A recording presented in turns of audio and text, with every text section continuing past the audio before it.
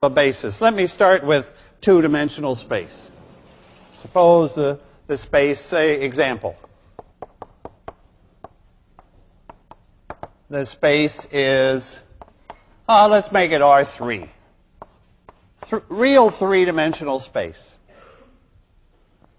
Give me one basis. One basis is, so I want some vectors, because if I ask you for a basis, I'm asking you for vectors, a little list of vectors, and it should be just right. So what would be a basis for three-dimensional space? Well, the first basis that comes to mind, why don't we write that down? The first basis that comes to mind is this vector, and this vector.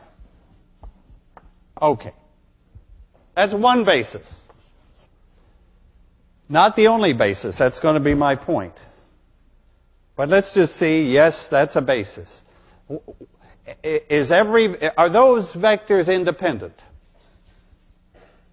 So that's like the x, y, and z axes. So if those are not independent, we're in trouble. Certainly, they are.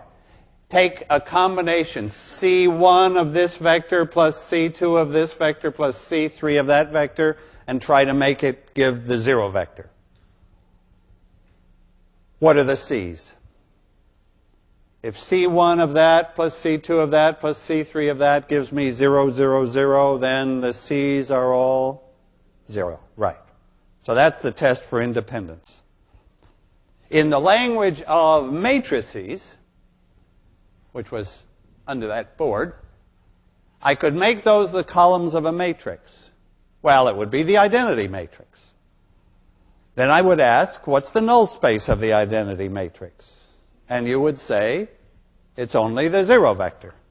And I would say, fine, then the columns are independent. The only thing, the identity times a vector giving 0, the only vector that does that is 0. Okay. Now, that's not the only basis, far from it. Tell me another basis, a second basis, another basis.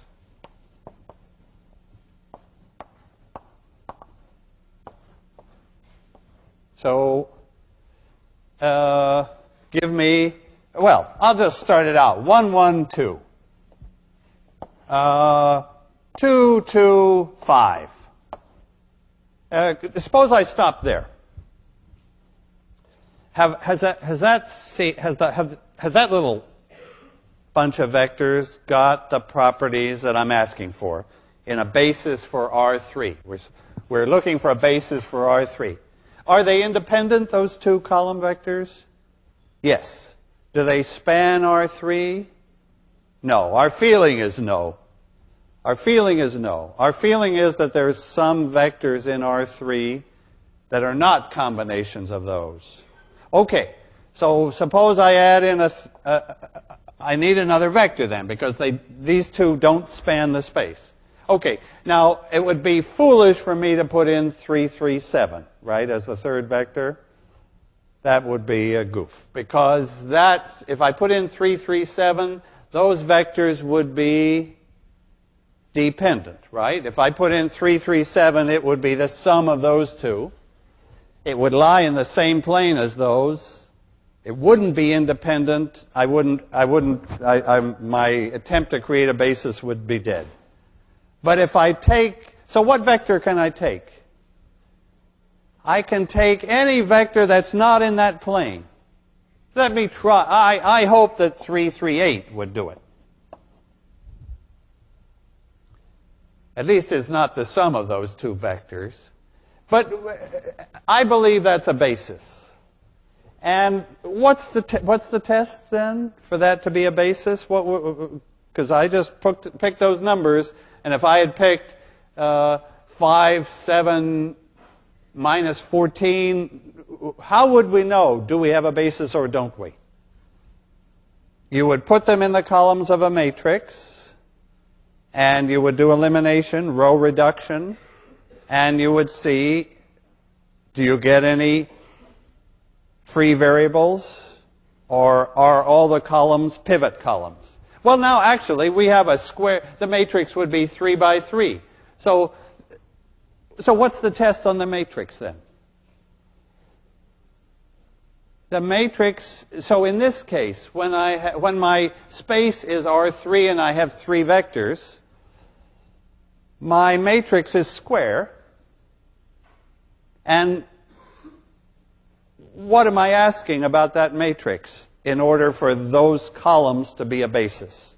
So in this for Rn, if I have n vectors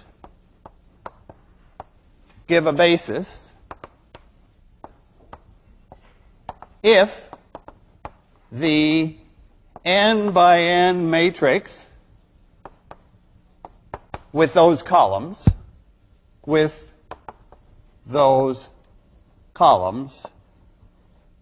is what?